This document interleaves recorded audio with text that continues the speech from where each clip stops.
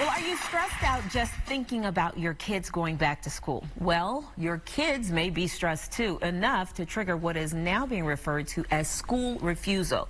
Do you know the signs and symptoms? Well, here to clue us in to this anxiety disorder is clinical psychologist from Linden Oaks Behavioral Health, Dr. Laura Koehler. Hi, Dr. Koehler. Hi, thank you. Thank you. So, you know what? Up until yesterday, when I was getting briefed about this segment, I had never heard of school refusal, but I do understand and know about the anxiety of going back to school, especially if there's transitions between maybe junior high and high school. So explain to us exactly what is school refusal.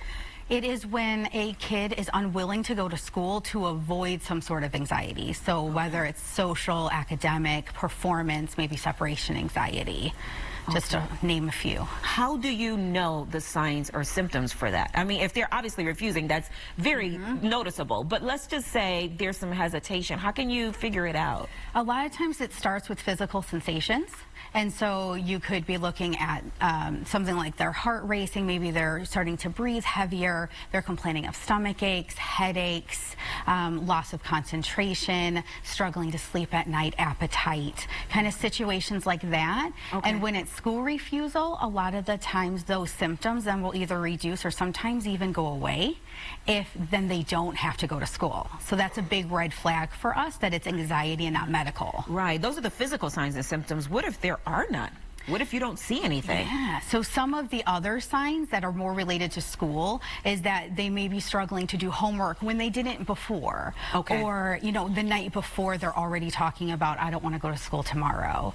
Okay. Or perhaps maybe they're willing to go into the building, but then they're having a hard time in class. Yeah. And so then they're down in the counselor's office, the social worker's office.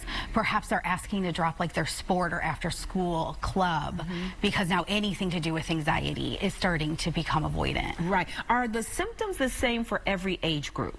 Overall, the symptoms are because anxiety typically looks like really intense physical sensations, worry, thoughts, as well as avoidant behavior. But then when it comes to school refusal, there's typically like a burst at those transitions you were talking about earlier. So whether it's going from grade school to high school, or grade school to junior high, then junior high to high school, or if a teacher leaves in the middle of a semester, or perhaps the family moves, so now they're transferring schools, that's when you're really probably going to see school refusal come out. Is it always obvious what's causing the anxiety? Like, because I'm a fixer. I want to be able to fix it and make it right, but is it always obvious what's causing it? It's not. And so in the perfect world, we would want to know what the trigger is, so then that way we can create a treatment plan around it. However, we don't always know. Sometimes anxiety can just be this very slow, like, progression. So we don't always know what like that very first domino was to knock down the 50 more. And we still have to practice the skills, go to school, you know, and keep moving forward. Should you ask your kid questions, or should you just really just be in tune and pay attention? I think it depends. And so I think we would ask if we're not trying to get out of the car to go to school. At that point, we just want to practice skills and then try to get into the school building. It's when it's later, when the anxiety's down, when maybe to ask some questions to try to get at the root. Right. Let's talk about some of the skills and some of the things that we can do when we see school refusal happening. So this is an example of a self-soothe kit. So it's just a very self-soothe kit. And a parent can put this together for their kid? Yeah, or the kid can. We want them to do it together. Okay. And so it's just a small kit that is helpful with items that are either soothing or distracting. Okay. So we want it to be small so they can bring it to school. Right. And of course there's always school rules, so we want to make sure that we're following that. But it could have anything like any kind of like fidgets. So this is more of like a traditional fidget. Okay. Where you might also have something that's a little bit more personal. Like this was given to me by my best friend when she went on a trip. And so I could sit in class and play with this. Okay.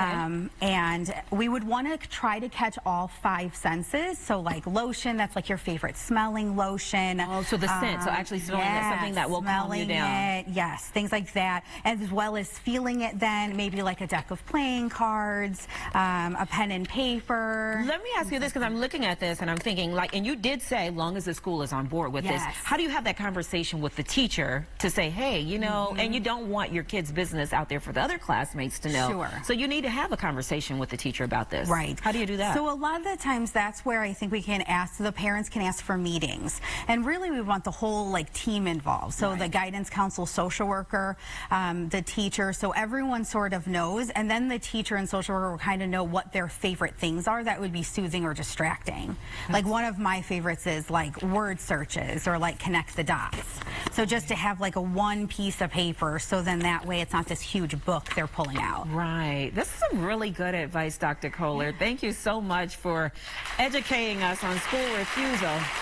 And if you want more information about school refusal, the symptoms, and finding the right treatment, visit healthydrivenchicago.com. There's all sorts of information there. Coming up next, get your kids excited to go back to school with the Bud Billiken Parade. We'll find out what's new this year. Stay with us. American history.